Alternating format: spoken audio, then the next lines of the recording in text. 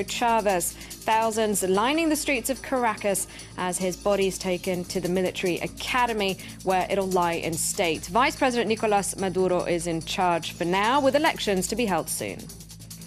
Frustration grows over slow vote counting in Kenya. There are problems with the electronic systems and a large number of spoiled ballots. And Syrian rebels say they've seized a group of UN Golan Heights peacekeepers. We'll be getting more from our correspondent at UN headquarters in New York. First, large crowds have gathered in the Venezuelan capital Caracas as the body of Hugo Chavez is taken in a procession from the military hospital to the military academy. It'll lie in state there until Friday's funeral. The president lost his battle with cancer on Tuesday, aged 58. The news was announced by Vice President Nicolás Maduro, who's in charge for now. He's urged the nation to close ranks, with an election to be called within 30 days. Earlier, I spoke to George Ciccariello-Maher, a Venezuela expert at Drexel University in Philadelphia. I started off by asking him why so many Venezuelans are reacting as though they've lost a relative. Regardless of what we may individually think about Hugo Chavez, the reality is he was a massively popular political leader. He garnered nearly 10 million votes in popular elections, and he has garnered up to more than 60% of the popular vote in Venezuela. Someone who was able to generate a powerful, charismatic connection with the Venezuelan masses, not on a purely symbolic level, but also because of the material improvements that those masses have seen in their standard of living, in their ability to participate democratically in the Venezuelan political process. Now, the man who's now in charge, and Chavez made it very clear he wanted Nicolás Maduro to take over, is expected to win the upcoming elections. We didn't see him, though, very much until Chavez went to Cuba again in December. Do you think he has what it takes? Is he very well respected within the party? He's certainly very well respected. He's known above all as someone who can keep the peace and who can moderate the different factors in the different sectors of Chavismo. And that's really the challenge, not so much in terms of winning this election, but in moving forward over the next 6 years. The question is, how will Nicolás Maduro be able to incorporate the far left of the Chavista movement, those who want to radicalize and deepen this revolution, make it more democratic, participatory, and more socialist, with those who maybe have a more moderate view, a more of a centrist view, the more conservative elements within the Chavista party who are more pragmatic and are more concerned with stability than deepening the political revolution. In other news, the war raging in Mali has claimed the life of another French soldier. French President François Hollande announced that the soldier was killed this Wednesday during military operations in the east of the country, about 100 kilometres from Gao. It was the fourth French death since France began an anti-rebel operation in Mali on January 11th. And a little bit earlier on, the president said the number of troops there will be reduced next month. Now, election officials in Kenya began transporting their ballot counts to be tallied in the capital this Wednesday after the electronic vote counting system broke down. And as Catherine Clifford explains, another problem testing the patience of Kenyans is the large number of spoiled ballots. 48 hours after polls closed, the Kenyan people still await the name of their new president. Feeling the pressure, Kenyan election officials resorted to counting votes by hand after the electronic system broke down. And debates over whether 300,000 spoiled ballots should be included in the final count throw a spanner in the works of the already chaotic counting process. The African Union Election Observation Mission notes with concern the high level of rejected ballots, which may have resulted from inadequate voter education.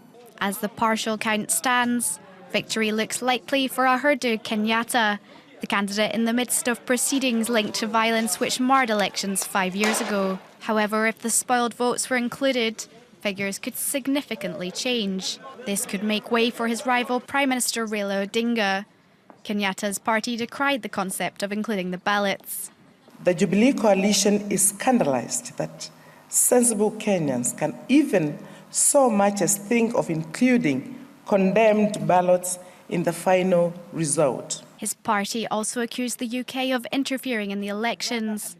They complain of an influx of British military in the country since the polls opened. Meanwhile, the International Criminal Court has said that the results of the election won't affect proceedings. Kenyan people, is for the Kenyan people to decide. We respect their decision, but it has no influence on the proceedings before the ICC. As frustrations mount, the Electoral Commission assured both presidential candidates and their supporters that results are on their way. Now, the UN says some 20 peacekeepers in the force charged with monitoring the ceasefire between Israel and Syria have been captured by gunmen. Syrian rebels say they're responsible for that capture near the Golan Heights. For more on this, I'm now joined from UN headquarters by our correspondent in New York, Nathan King. Hello, Nathan. What more can you tell us? Yeah, obviously the situation developing, the UN actually alerted, it looked like, by a YouTube posted by a group calling themselves the Martyrs of Yarmouk, who have 30-odd guys with guns who basically have held 20 peacekeepers from the mission UNDOF, which is the monitoring mission on the Golan Heights between Israel and Syria. They're monitoring the ceasefire from 1973, technically two countries still at war. Now, apparently this group of peacekeepers was out on a routine patrol, inspecting some damage that had been done to an observer post over the weekend. Fighting has been raging in that area throughout the Syrian conflict. And now these rebels are saying that they're going to make these 20 peacekeepers prisoners unless Assad's forces pull back from a nearby village of Jamla. Now, the UN have sent a team to investigate. This is obviously unfolding, but we do know that these 20 peacekeepers are made up from this force, about 1,000 people. There are Austrians there, Croatians, Indians, and Philippines as well. And it's come at a time when Israel warned the Security Council just on Monday that they could not stand idly by and watch the Syrian conflict spill over into the Golan. So obviously tensions running very high in that region. Nathan King, thank you very much indeed for bringing us up to date. Now, almost a week after Benedict XVI stepped down as Pope, there's still no date set for a conclave to elect a new one. Scores of cardinals from around the world have been meeting at the Vatican since Monday to iron out the details of the poll. 2 more voting-age cardinals are expected to arrive in Rome tomorrow, Thursday, and the Vatican hopes to have a new Pope by Easter. Now, a day after his home was searched, Russian police have released a video of a Bolshoi ballet dancer confessing to being the mastermind of January's acid attack, which left Sergei feeling almost blind. Pavel Dmitrichenko was reportedly angry that his girlfriend had missed out on top roles. Kitivan Gorjestani has the story. On stage, he was Ivan the Terrible and the villain in Swan Lake.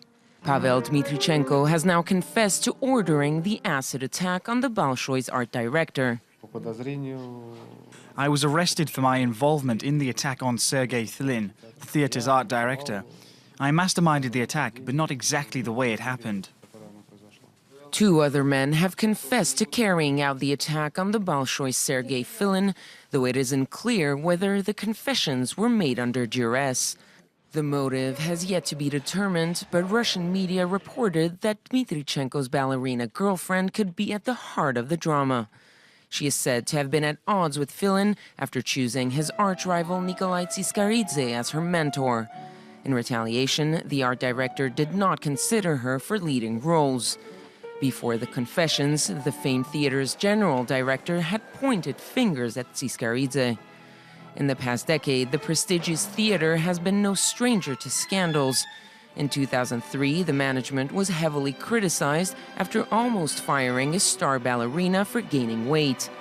2 years ago, a deputy director quit after pornographic images of him were leaked on the internet. But the violence of the latest score settling could make it the most damaging scandal yet. And tightrope walking bears, yes, you heard me correctly, have been delighting circus crowds in the Russian city of St. Petersburg. There are 5 bears altogether in this Bolshoi circus nautically themed show. They've developed some pretty impressive skills, as you can see there, 10 meters above the ground. The troupe leader says these bears have unique skills, and he says he makes no distinction between them and human performers. That's all from the newsroom for now. It's time to cross to Annette for the debate. Thank you, Claire Pride.